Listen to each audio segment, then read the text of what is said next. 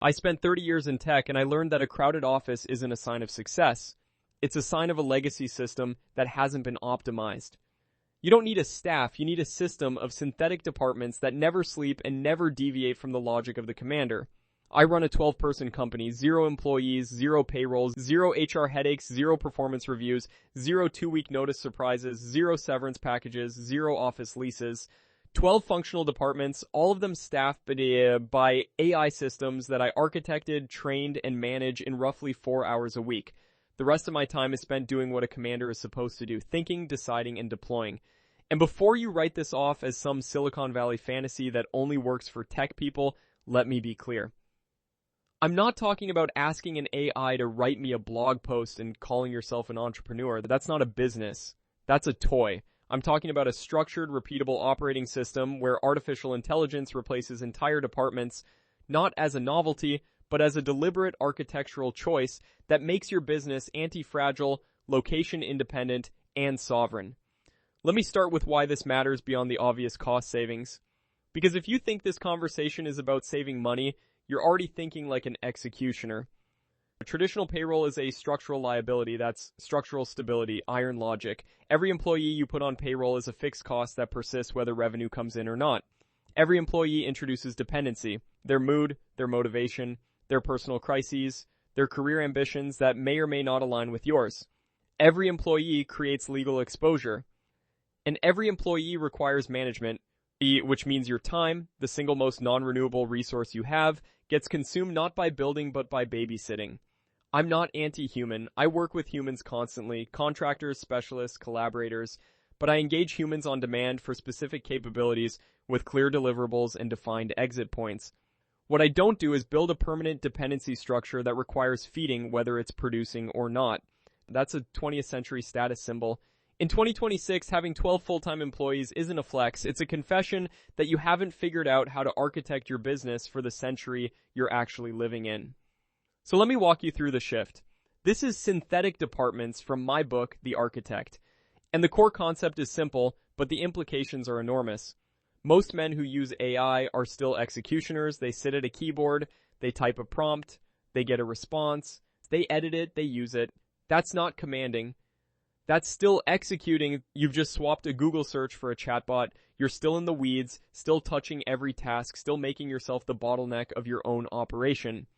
The architect shift is fundamentally different. You don't use AI, you recruit AI, the same way a CEO recruits a head of marketing or a director of operations, not to do tasks, but to own domains. You build each AI system with a defined role, a specific knowledge base, standing instructions, and a feedback loop.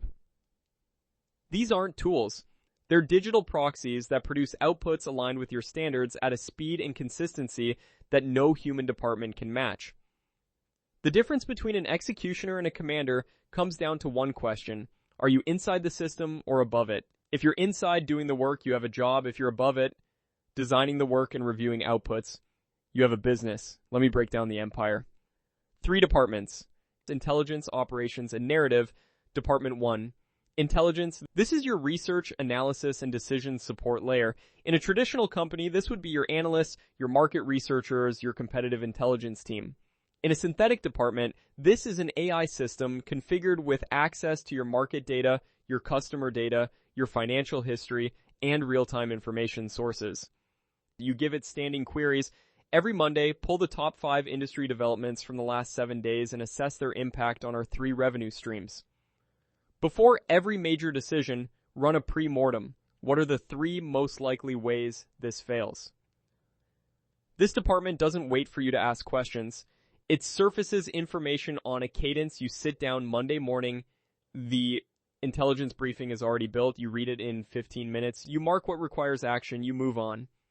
In a traditional company, that briefing took a team of 3 people 2 days to assemble.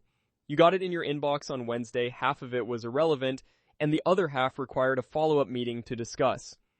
The meeting ate 90 minutes, the follow-up action items took another week. Same output, 10 times the overhead. Department 2, operations. This is your execution engine. Project management, scheduling, bookkeeping, client communication, invoicing, follow-ups, quality control, every repeatable process that keeps the business running. In a legacy company, this is your operations manager, your bookkeeper, your executive assistant, your project coordinator. In a synthetic department, it's a system of AI agents connected to your calendar, your project management tool, your invoicing software, and your email. Here's a real example from my operation. When a new client signs a contract, the operations department triggers automatically. It generates the onboarding packet. It schedules the kickoff call. It creates the project timeline. It sends the welcome email. It sets up the invoicing cadence. I don't touch any of it. I designed the workflow once. I tested it, refined it, and now it runs. My involvement is a 5-minute review of the onboarding packet before it goes out. That's the commander's role. Quality assurance on outputs, not execution of inputs. And the operations department doesn't call in sick, doesn't have a bad day, doesn't need a one-on-one to discuss its career trajectory, doesn't quietly resent you because you forgot its birthday. It produces. Consistently. At 3 a.m. if necessary, on Christmas Day if the client needs something. With the same quality, whether it's the first task of the day or the 400th. Try getting that from a human operations team making $65,000 a year and quietly browsing LinkedIn during business hours. Department 3, Narrative. This is your content, communication, and brand voice layer. In a traditional company, this is your copywriter, your social media manager, your email marketer. And this is where most people get AI wrong. They ask it to write something generic and then complain that it sounds like AI. Of course it does. You gave it nothing to work with. A narrative department requires investment up front. You feed it hundreds of pages of your own writing. You feed it transcripts of your best talks. You feed it your framework documents, your client testimonials, your positioning statements. You correct it relentlessly for the first 2 weeks. You show it what's on brand and what's off brand. You build a style guide it references with every output. And then after that initial training period, it produces content that sounds like you, not because it's imitating you, but because it's been architecturally constrained to operate within the boundaries of your voice. My narrative department produces first drafts of weekly newsletters, social media content, client proposals, video outlines, and email sequences. Everyone requires my review. Everyone gets edited. But the difference between editing a 70% draft and writing from a blank page is the difference between a 30-minute task and a 4-hour task. Over a week, that's 15 hours reclaimed. Over a month, that's 60 hours. Over a year, that's 720 hours of my life returned to the commander level, thinking, deciding, building, instead of being consumed by the executioner level of word-by-word content production. Let me address the quality objection. AI content doesn't sound as good as a human. You're right, if you're talking about raw, unprompted output. A default ChatGPT response sounds like a default ChatGPT response. That's not what I'm describing. A properly trained narrative department sounds like you because it's been architecturally constrained to your patterns. And when you layer your editorial review on top, the sharp turns, the specific references, the things only you would know, the output is indistinguishable from something you wrote from scratch. Except it took you 30 minutes instead of 4 hours. The 3 departments don't operate in isolation. They feed each other. Intelligence surfaces a market shift. Narrative drafts a response piece. Operations schedules the distribution and updates the client FAQ. 1 signal, 3 coordinated actions, 0 meetings.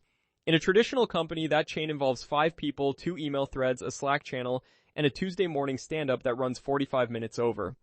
In a synthetic department architecture, it happens in the time it takes you to approve 3 outputs.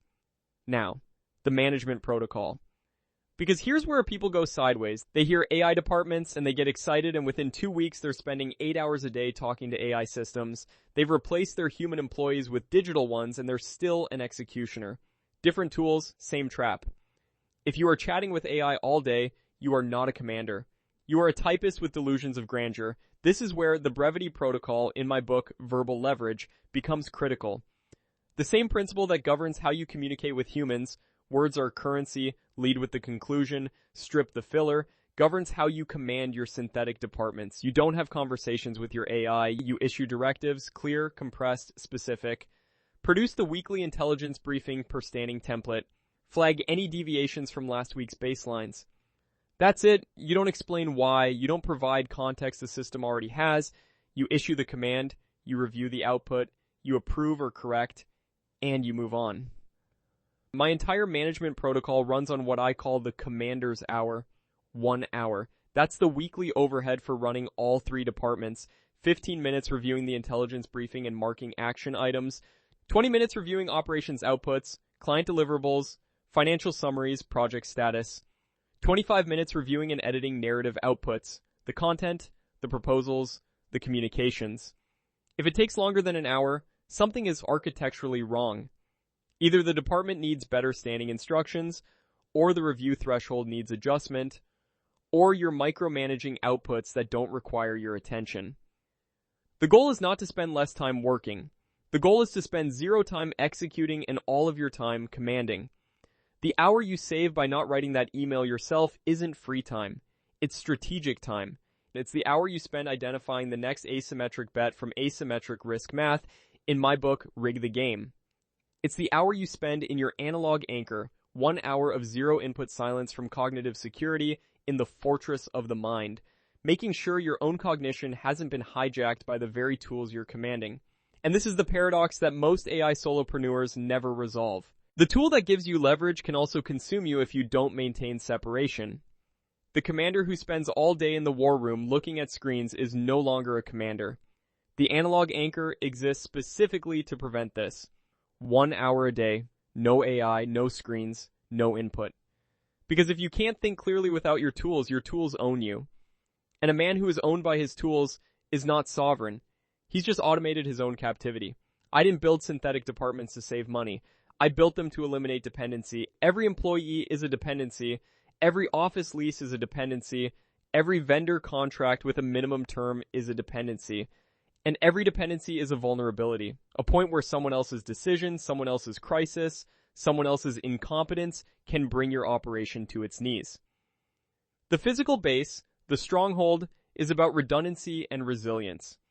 A business built on synthetic departments has no single point of human failure. If one AI system goes down, you migrate to another in an afternoon. If a platform changes its terms, you rebuild the workflow on a different platform in a week. The architecture is portable. The knowledge base is yours. The system is sovereign because you are sovereign. Compare that to the man with 12 employees, a 5-year office lease, and a payroll that eats 40% of his gross revenue. If his biggest client leaves, he's got 60 days of runway before he's laying people off. If my biggest client leaves, I adjust the intelligence department's priority queue, redirect the narrative department to acquisition content, and operations pauses the client's workflow. Total adjustment time, 20 minutes. Total emotional cost, near zero. That's anti-fragility, that's the physical base. And it's only possible when your departments are synthetic, that's the empire. Intelligence, operations, narrative. 3 departments, 0 employees, 1 commander. And the commander's only job is to make decisions worthy of the system he built. Stop hiring people to do work that systems can do better. Stop wearing a packed payroll as a badge of honor. Stop confusing activity with architecture. Build the departments. Become the architect. And run your empire in 1 hour a week so you can spend the rest of your time doing what actually matters, thinking about where to go next. If you like this content, please like and subscribe. It keeps the motor running. And if you'd like to learn more, check out my books on Amazon or click the links below.